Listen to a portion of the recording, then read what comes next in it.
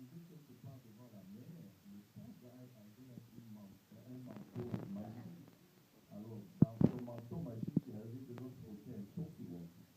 Et de l'autre côté, il y avait un téléphone magique.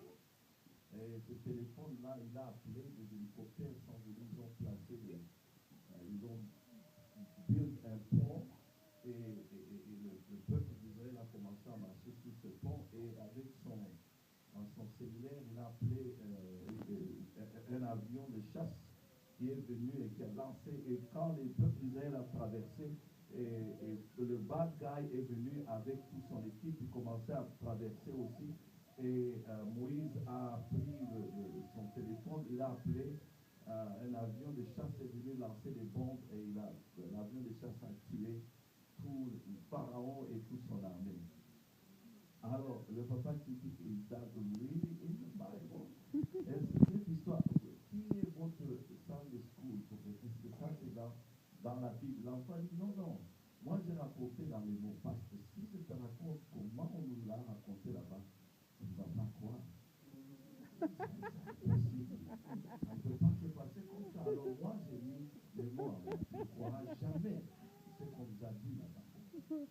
La vérité c'est que nous tous, nous nous trouvons souvent dans des situations impossibles. Et quand nous arrivons devant une situation, le dos contre le mur, tu ne sais même pas par où passer. Tu ne sais pas sortir. Souvent nous pensons à l'histoire de la Bible. Moïse qui a coupé la mer en deux. Nous pensons aux murs de Jéricho qui sont tombés. Nous pensons à tout cela.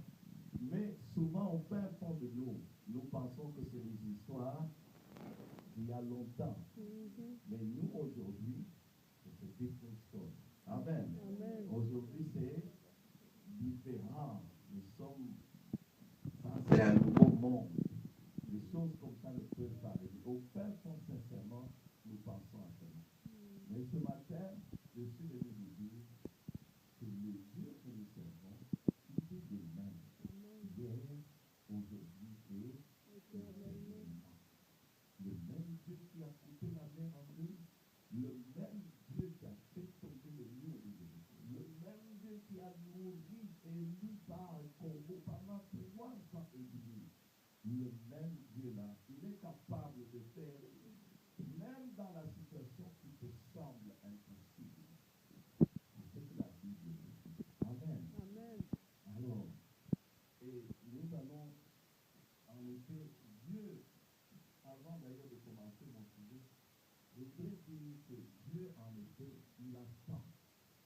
J'ai l'impression que Dieu attend toujours, jusqu'à ce qu'il soit vraiment contre le mur, il n'a plus moyen de sortir, il n'a plus rien à entreprendre, tu es au bout de tes efforts, c'est quand il vient pour agir.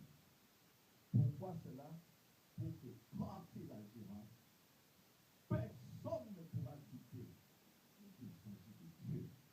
Amen. Amen. Si aujourd'hui nous avons une foi qui bâtit aux États-Unis, il y a encore en nous quelque part, nous pensons que nous pouvons le même. Mais Dieu attendra jusqu'à ce que tu sois au bout de tous tes efforts. Il ne peut plus rien faire. Et il va agir. Encore une fois, pourquoi? Pour que quand il fera, personne ne pourra douter qu'il s'agit de Dieu. Alors, voyons dans le passage Luc 1, un couple avancé en âge qui avait aussi des problèmes, qui est arrivé devant un problème impossible et qui a prié pendant des années. Dieu est resté silencieux. Dieu n'a pas répondu au point qu'ils sont en train de se dire, où es-tu? Où es-tu passé? Qu'est-ce qui se passe? Pourquoi restes-tu en silence? Pendant des années, Dieu restait silencieux. Ils ont demandé à Dieu réellement, là où tu es, est-ce que tu existes? Pourquoi n'entends-tu pas nos prières? Nous avons tous déjà senti cela. Nous avons tous expérimenté cela. S'il y a quelqu'un ici qui n'a pas expérimenté cela, qu'il lève la main. Et je vais prier pour qu'il expérimente cela. Amen. Nous sommes arrivés à... Tu pries et tu te demandes, mais où est parti ce Dieu dont on me parle? Je viens à l'église, on parle, je sors, on parle, mais où est-il? Le problème me déborde. Nous avons tous déjà expérimenté cela.